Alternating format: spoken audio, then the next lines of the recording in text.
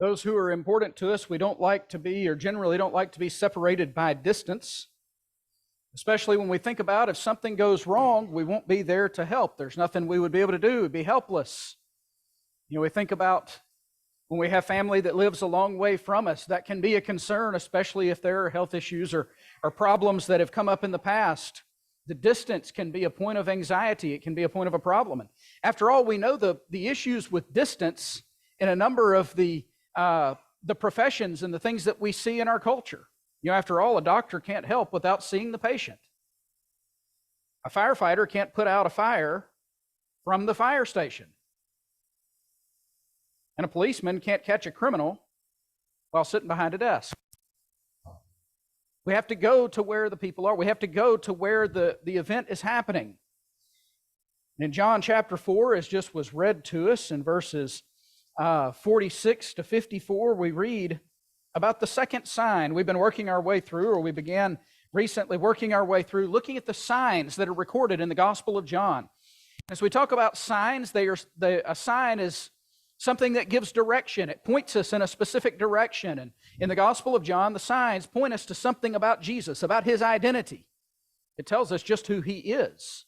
So we look at the evidence of the signs, and here we have the second sign recorded in John.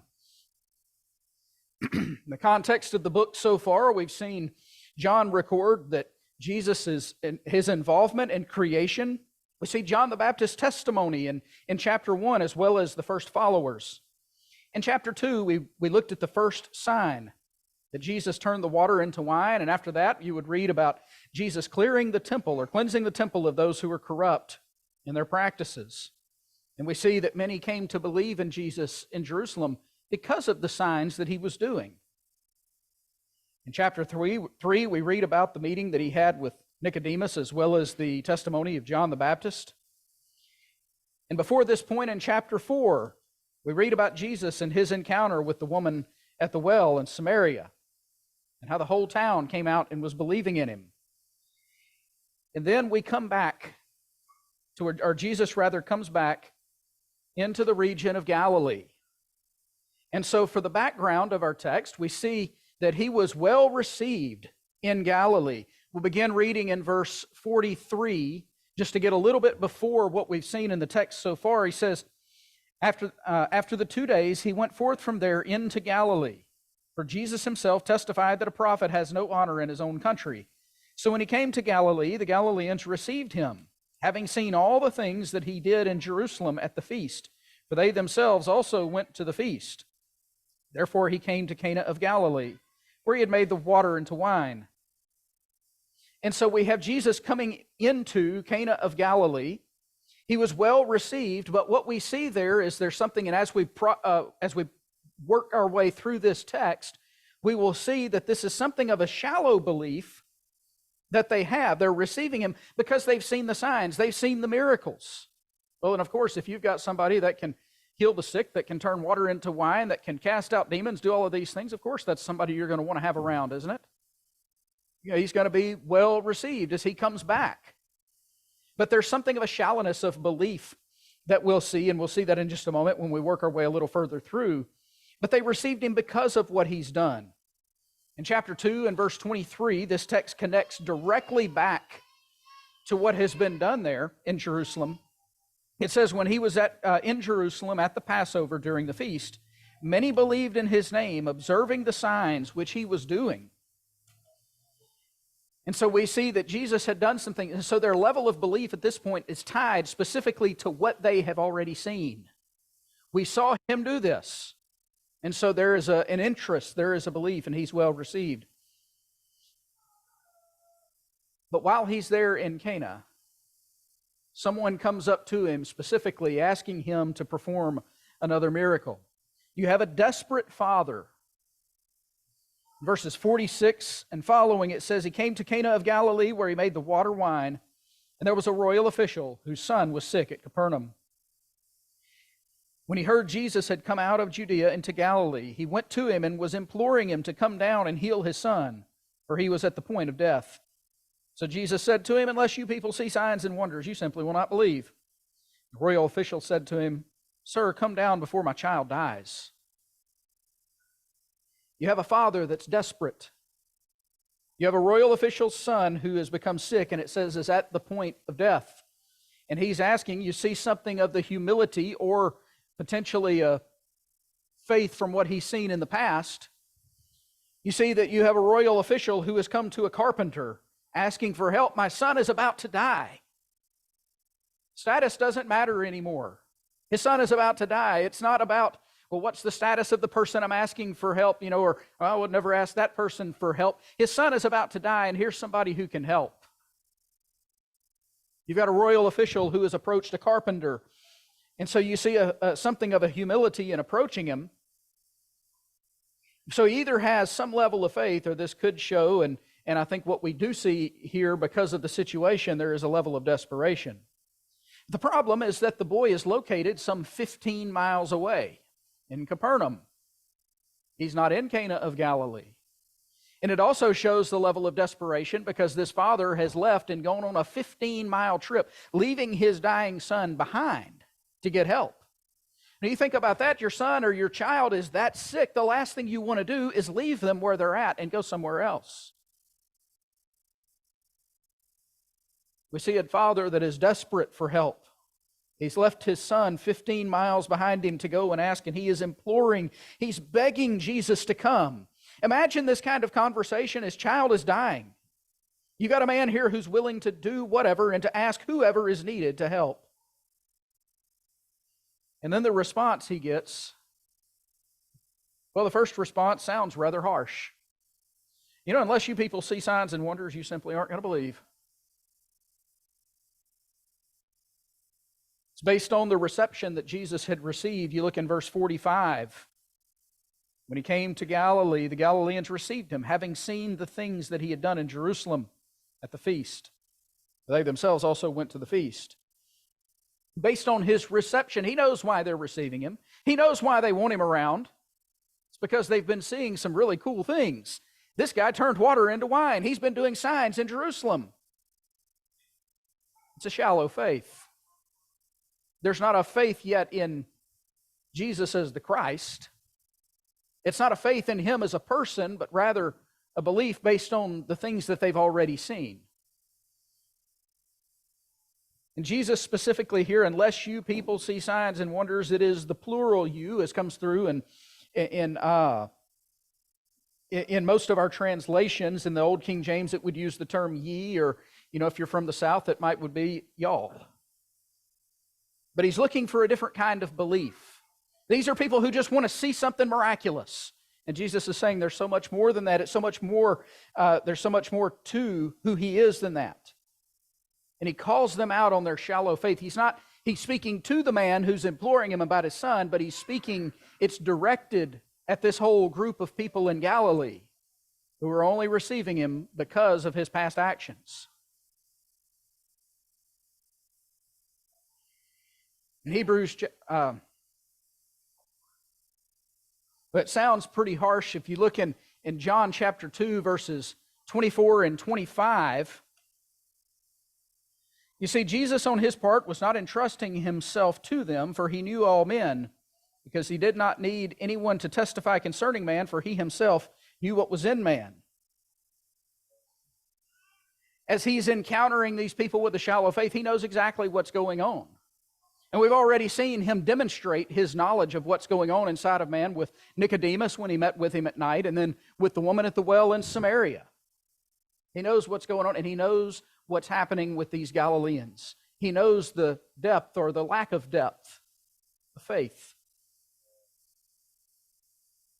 They only believe and they're only receiving him because of what they've seen. But in Hebrews chapter 11, in verse 1, which I read just a few minutes ago, it says, faith is the assurance of things hoped for, the conviction, or you could translate that as well as the certainty of things not seen. In verse 6, it says that without faith it is impossible to please him, for he who comes to God must believe that he is, and that he is a rewarder of those who seek him.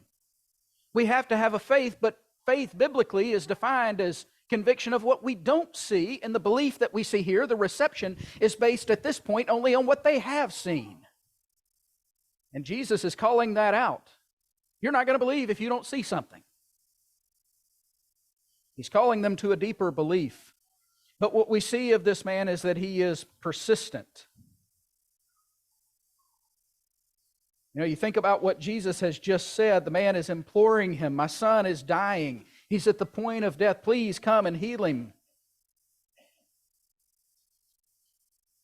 You know, there would be some in other circumstances would think such a response would be kind of insulting or would take it personally. What do you mean by that? But this man continues imploring. This isn't about his pride. It's not about the position that Jesus is in. He knows here's someone who can help with my son. The royal official said to him, sir, come down before my child dies. It's as if he's responding back to what Jesus said, please. Here's a father desperate for the life of his son, and he's begging, please, come before my child dies. And so Jesus responds with a test. Unless you people believe, or unless you people see signs, you simply won't believe, he told them. And the man continues to ask, and Jesus gives him a test. Jesus said to him, go, your son lives. You see, this puts the man in something of a dilemma. What proof does he have that anything has taken place? He's charging this man to believe without seeing. He pushes him to believe based on what he's heard, not on what he sees. More than the crowds, he challenges him to have a different kind of faith. The kind of faith that John writes this entire gospel account to create. You go to John chapter 20, verses 29 and 30 and 31. In verse 29, we see the very end of the account whenever Thomas has demanded to be able to see and to touch Jesus in order to believe. And Jesus responds there at the end of that. He says, because you've seen me, you've believed. Blessed are they who did not see and yet believed. The kind of faith that John writes to create in his readers, the kind of faith that God expects of us, demands of us today, that we hear, that we understand, and that we believe, although we can't physically see. Therefore, many other signs Jesus also performed in the presence of his disciples, which are not written in this book. But these have been written so that you may believe that Jesus is the Christ, the Son of God, and that believing you may have life in his name. The whole purpose of the book is to create belief, and it's that very kind of belief, the belief without seeing, the belief that takes God at his word, the belief that takes the Lord at his word, that Jesus is challenging this royal official to have. Please come before my son dies. Jesus says, you can leave. He's fine. And he has to start now a 15-mile journey. And you think about today, even in today's time, that would be a long 15-minute drive, but he's not driving. This is a long way he has to go. It's going to take him a whole lot longer to make it those 15 miles than it would take us. He has to start this journey back to Capernaum with nothing but his faith. But it tells us the man believed the word that Jesus spoke to him and started off. You see him demonstrating the faith. He believed Jesus' words. The whole purpose of the book is to create belief in what can't be seen. Because as Jesus is performing these signs, it can be seen, and of course that's going to wow the crowds. But Jesus is calling his people to believe a message that doesn't come with something that can be seen. It takes faith to believe his word without seeing, a different kind of faith. And Jesus even says, if you look over in Mark chapter 1, just a few weeks ago, on Wednesday night, Bob Stump was talking to us about this. In Mark chapter 1, Jesus has been healing many and casting out demons of many.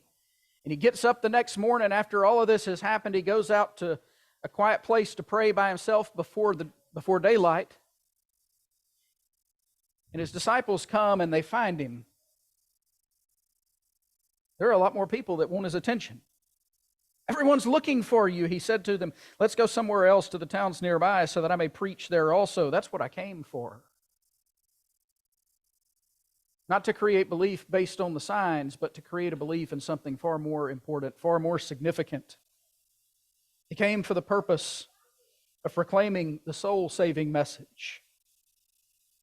The purpose of the miracles is simply to support that message. That man was given no assurance. He's got to take Jesus at his word. He's got to have a faith without seeing. Jesus challenges this man to be sure, to have a certainty, a conviction of what he cannot see. But the result that we see from that man and his household as well, we see a growing faith. In verse 50 of our text, it tells us that the man started off because he believed the words of Jesus. And as he was now going down, his slaves met him, saying that his son was living. He inquired of them the hour when he began to get better. They said to him, yesterday at the 7th hour the fever left him. So the father knew that it was at the hour in which Jesus said to him, your son lives.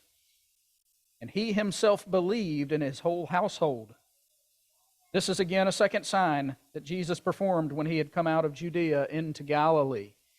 And so we have the man believing in Jesus, and he was greatly rewarded for believing Jesus' words. But then he begins to learn of his son's recovery. He questions his slaves. When did this happen? And it turns out that his son got better at exactly the time when Jesus said, your son lives. Exactly when Jesus spoke it. The fever left. The son recovered. And the man knows that Jesus has healed his son, but you see a growth in belief, because in verse 50, the man believed the word that Jesus spoke. In verse 53, John doesn't say what the man believed. It connects to the purpose of the book over in chapter 20. It just simply says he and his household believed. Believed what? Believed that Jesus is the Christ. Believed that Jesus is not some ordinary man. Believed exactly what John writes his gospel and calls us to believe. What you and I are to believe about Jesus. The same conclusion that we are to come to when we look at the evidence of history, when we look at the evidence of science, when we look at the evidence of everything in this world around us. That we come to a belief that God is, and that Jesus is who he claims to be, and who this book sets him forth as. He and his household believed.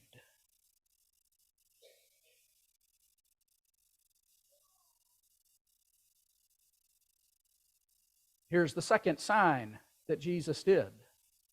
That's recorded for us, and we read about it, but at that time, it wasn't a sign that these crowds saw. All they heard was the word of Jesus. Tell this guy, anyone that were close enough, go, your son lives. But here's a sign that was performed that this man and his household were able to see, and it brought them to a great belief.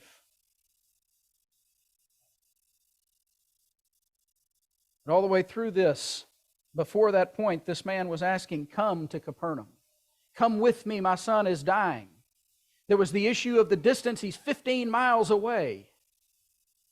Come so my son will live. Come to where he is. Because after all, as we talked about, it makes sense, and we think this way too. You can't help someone if you're not there with them.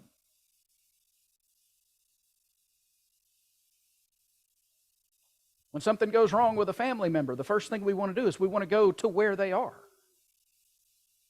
And it just makes sense. This man had a dying son. He wants Jesus, the one who can heal him, to come to where his son is. But Jesus demonstrates that he's got so much more power, that he has the capability to do what we can't even sometimes imagine. He demonstrates that he can reach to wherever we are.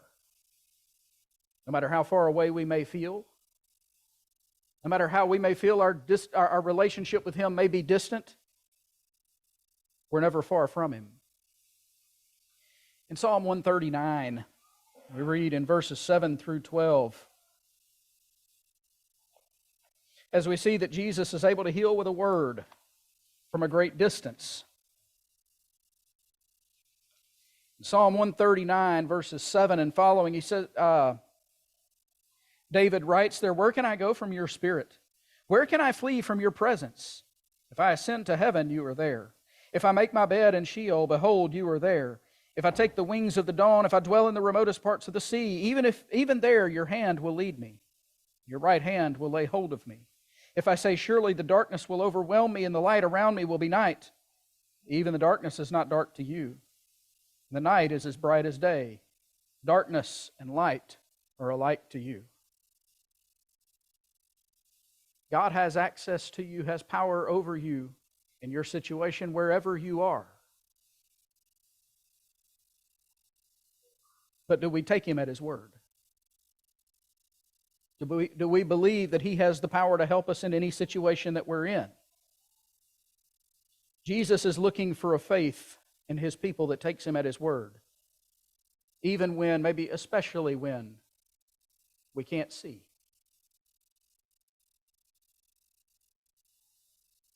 And we see that in the response He asks us to have whenever we initially put faith in Him.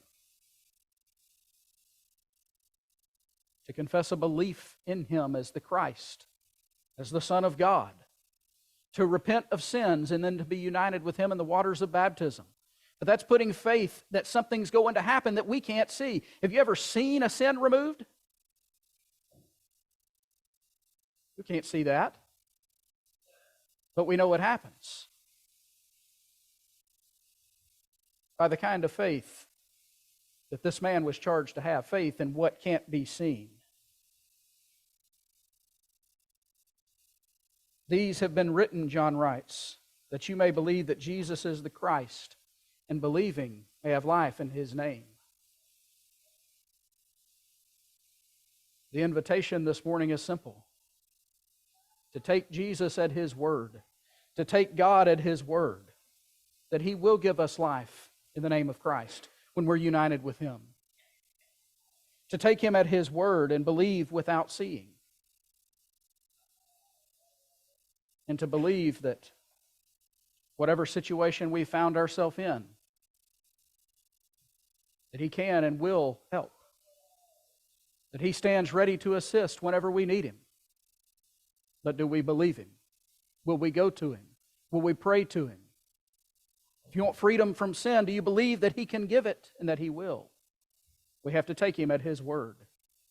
And if you need to do that this morning, if you're ready to take that step of faith in taking Jesus at His word, whether it's to come back to Him or to obey the gospel and to become His child for the first time, we invite you to believe in His name for life.